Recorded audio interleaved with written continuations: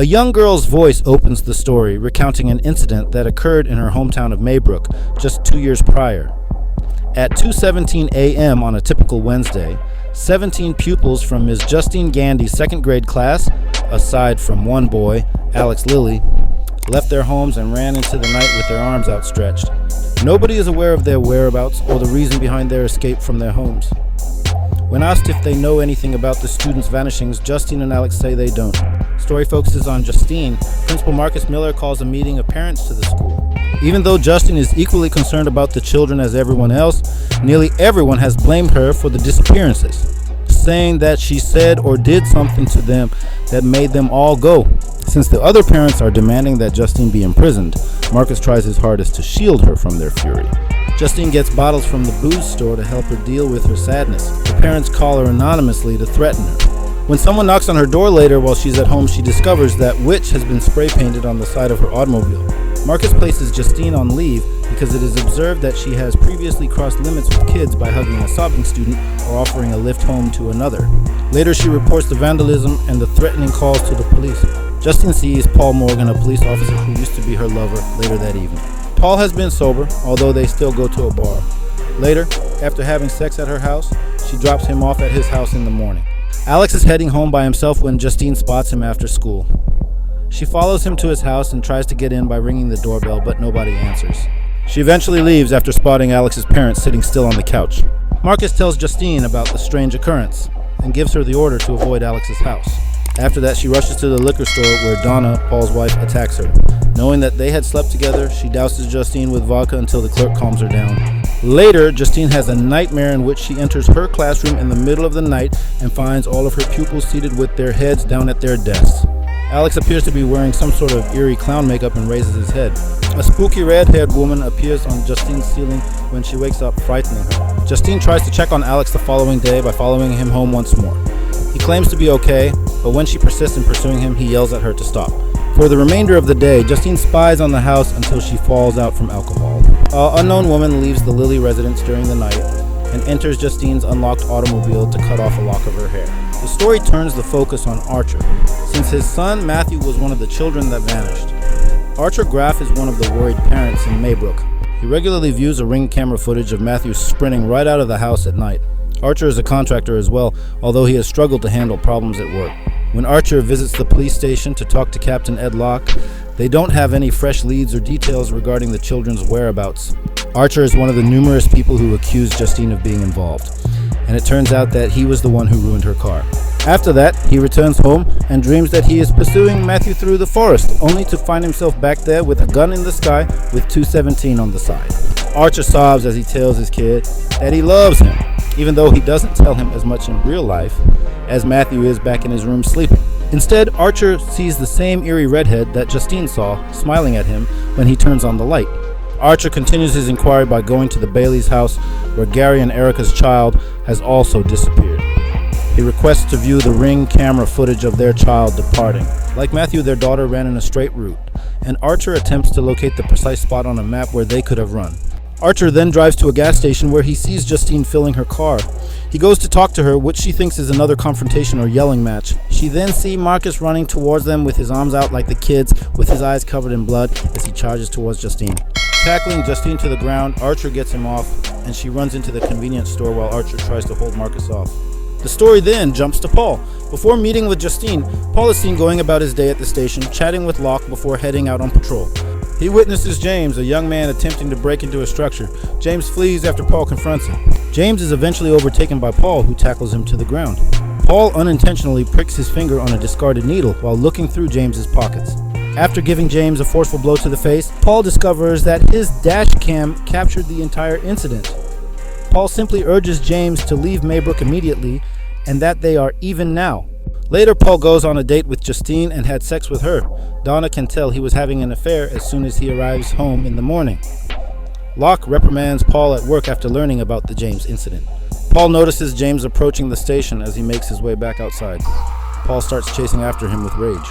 The story focuses on James, aka Crackhead. It is revealed that James is a junkie who lives in a tent in the forest. He attempts to finance his drug addiction by selling worthless trinkets. James breaks into the Lilly home to gather items he may pawn off after his encounter with Paul. All 17 of the missing children are standing catatonically when James enters the basement. Mr. and Mrs. Lilly frighten him and begin to pursue him until he bolts out the door. James learns that anyone with information about the missing children is eligible for a $50,000 reward. When he grudgingly goes to the police station to report this, Paul finds him once more and pursues him. As James was running, he spots the creepy red-haired woman waving at him. Paul chases him down to his tent in the woods, then attacks James for showing his face again. However, he tells Paul that he knows where the missing kids are. James rides in the rear of Paul's vehicle as he heads to the Lilly residence. Paul steps into the Lilly residence to investigate. A few hours later, Paul comes out of the home in a daze and begins pulling James by his feet from the car and into the house.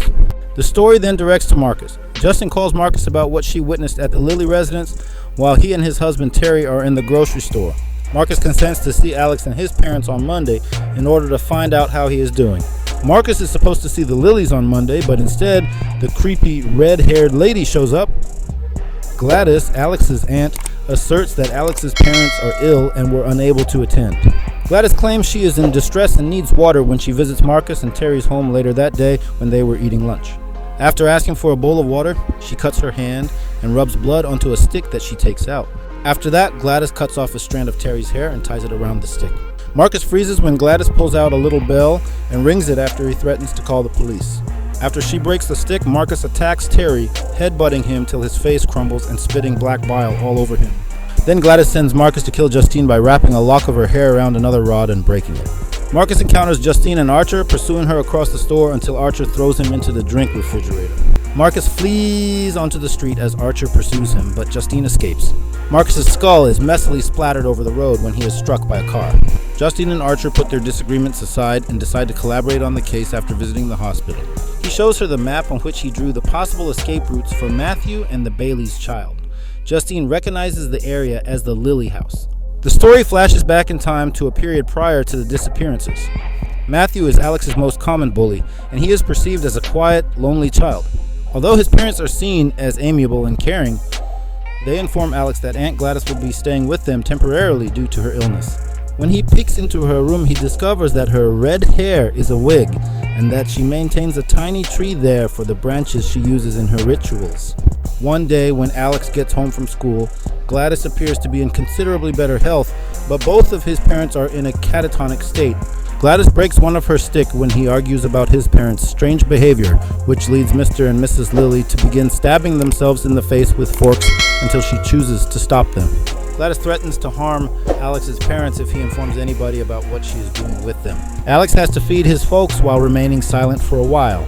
Gladys begins to weaken once more and asks Alex to bring something from each of her classmates so she can recover and eventually go.